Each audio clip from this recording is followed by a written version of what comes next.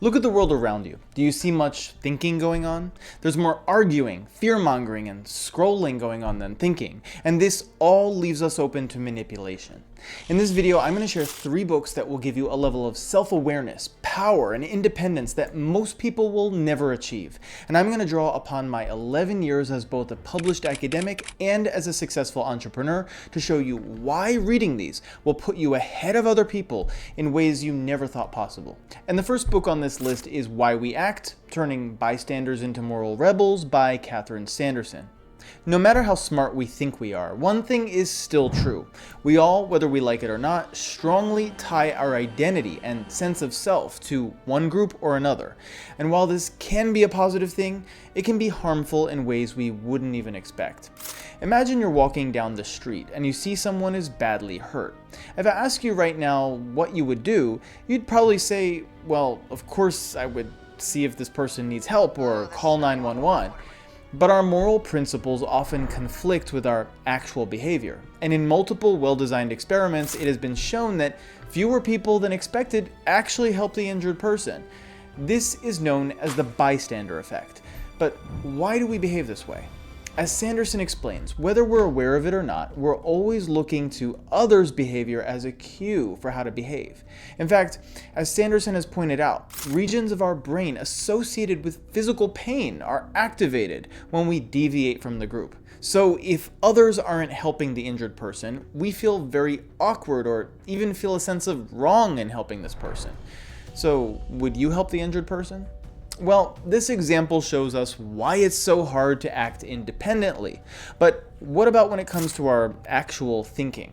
What about when it comes to truth itself? Well, imagine you're sitting in a room with a small group of people. The task in front of you is simple. You're shown a card with a line on it, and then another card with 3 lines of different lengths. Your job? Just say which of the 3 lines matches the first one in length. Sounds easy, right?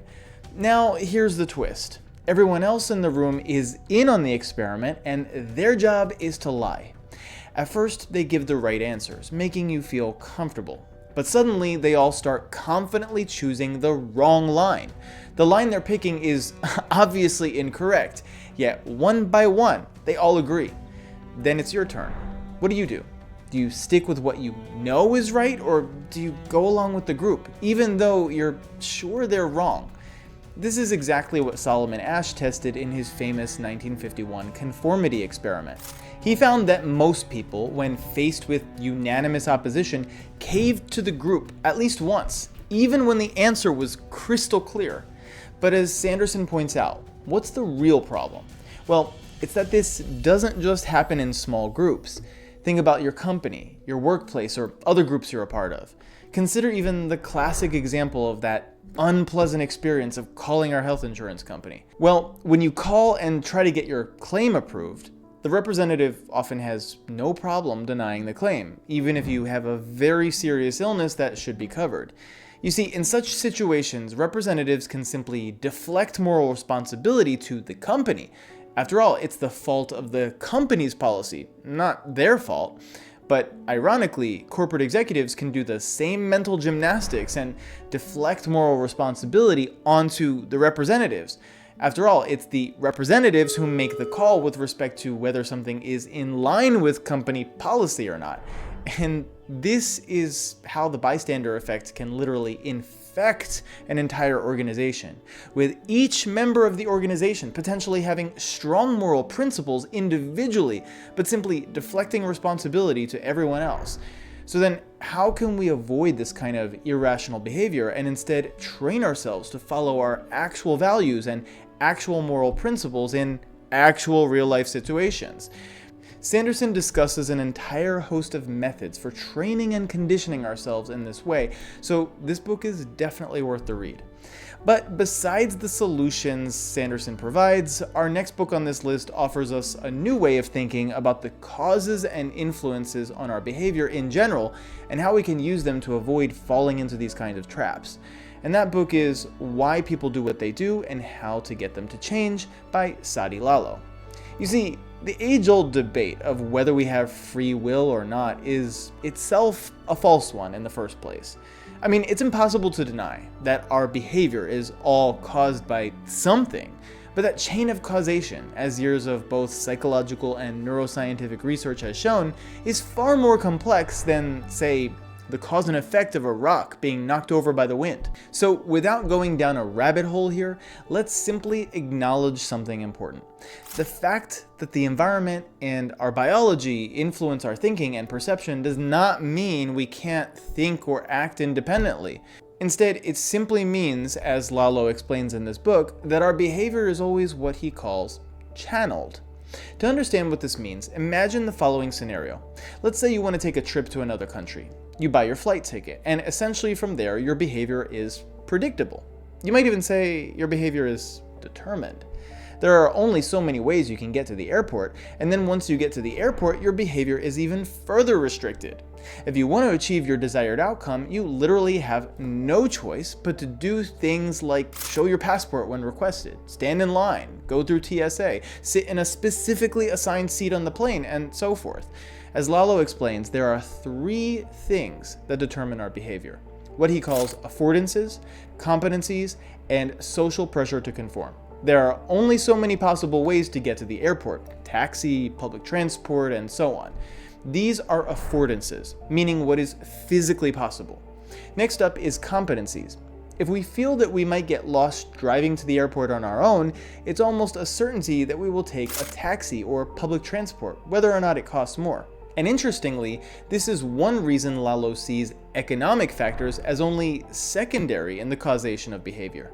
Interestingly, even though we might feel that financial cost drives our behavior to a large degree, a lot of good work in the behavioral sciences tends to contradict this, especially because of the 3rd determinant of behavior Lalo discusses: social pressure to conform. And this is something we've essentially already covered in our discussion of Sanderson's book. So then, where is there room for our independent thinking and independent action in all of this? Well, as Lalo explains, if we know that our behavior is all channeled by these 3 forces, we can use these forces on ourselves to knowingly and purposely influence our own behavior. For instance, as James Clear has outlined in his book, Atomic Habits, we can do things like choose a gym close to home, which takes advantage of affordances and competencies in order to channel our behavior to go to the gym. Add in some accountability by working out every day at the same time with a workout buddy, and you also take advantage of social pressure to conform. You see, the powerful thing to realize here is, while our behavior is determined by these factors, it is we who have the power to choose how to manipulate these factors. And simply choosing to be conscious of all the ways our behavior is channeled on a daily basis can wake us up, put us back in control, and make us more independent thinkers. But how exactly can we choose to become conscious of the ways our behavior is channeled? I mean, it's not like it's as easy as just sitting down one day and suddenly saying to ourselves, okay, now I choose to be more conscious of what's influencing me, or something like that, right? So then, instead, we need some sort of method. And that's exactly what the next book on our list helps us build: How Minds Change by David McRaney. Okay, so off the bat, I will just say that this book contains a ton of valuable step-by-step information on how to become conscious of our biases, question them effectively, and come to a more accurate conclusion about ourselves, about the world, about any number of things. So because all the detailed breakdown of steps is contained in the book, I won't break down all the steps here. Instead, what I'll do is condense these steps into some useful bits you can start trying out in your daily life. So imagine your most cherished belief, whatever that is. It could be a religious belief you hold, a political belief, a moral belief. Hell, it could even be a fundamental belief such as gravity causes things to fall to the ground. Now, imagine someone comes to you and tells you something that contradicts the belief, or you experience something you've never experienced before that challenges the belief. What's our natural response? Well, deep in our brain is an actual neurological response that tells us, fight, fight, fight. You see, our brain actually perceives a challenge to our beliefs almost in the same way as it perceives a physical threat. We neutralize the threat through a process known as assimilation, meaning that we try our best to fit the new experience into our current belief system. This is why it's so difficult to unbrainwash people who are in cults. They will simply keep assimilating and assimilating any new evidence or information to somehow fit their pre-existing beliefs. But remember, this is something we all do, simply by virtue of being human. So then, how do we resist it? How do we wake ourselves up to see the truth, no matter how comfortable or uncomfortable that truth is? Well, as I said, I won't detail every step in the process of what McCraney calls street epistemology in this book, but I will cover some essential parts. One of the most essential first questions to always ask ourselves about our beliefs is, how did we come to accept this belief? What method did we use to come to our conclusion, and is the method we used valid? You see, most people who are out there to manipulate us, and that includes marketers, politicians, and even those close to us, will simply make claims while trying hard to obscure the method they use to reach those conclusions. And simply by questioning the method itself used to arrive at those conclusions, we can start to get at the truth. The next question we need to ask ourselves is there a hidden emotion behind this belief? You see, one of the core functions of any belief is stability. By believing something, whether it's true or false, we gain a sense of stability, which makes us feel safe. Unraveling the emotional packaging behind a belief can therefore help us understand the internal and external factors causing our behaviors. And last but not least, the next question we need to ask ourselves is, where could I look to find evidence to contradict my belief? You see, the theory of gravity isn't true simply because we like it. It's true because we've tried again and again and again to disprove it and look for alternative explanations, but we simply can't find any. So then gravity by default becomes the best hypothesis and therefore what we call a theory. And we can treat our beliefs in the same way. Don't simply ask those first two questions. Those are important to ask, but we're not done the task of finding truth until and unless we ask that last question and then take action on it.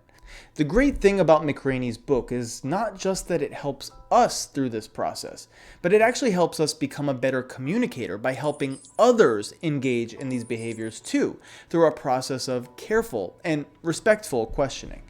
You see, by reading these books, we don't simply empower ourselves. We gain the ability to empower others as well. In today's modern world, an independent mind is a rare thing. But together, I believe we can change that. If you want to keep leveling up your critical thinking to make a massive impact not only on your own life, but on the lives of countless others, then be sure to watch this next video.